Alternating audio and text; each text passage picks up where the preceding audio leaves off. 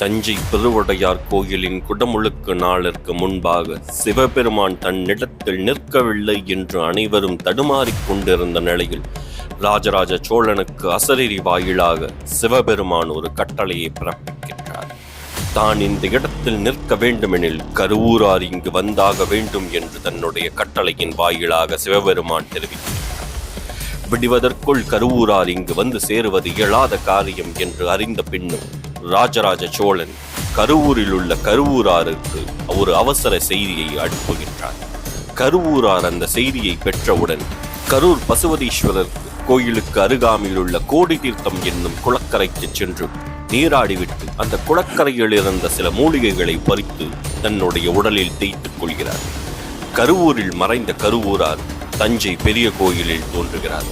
யாரும் எதிர்பாராத அந்த அதிசயம் அந்த தருணத்தில் நிகழ்வு.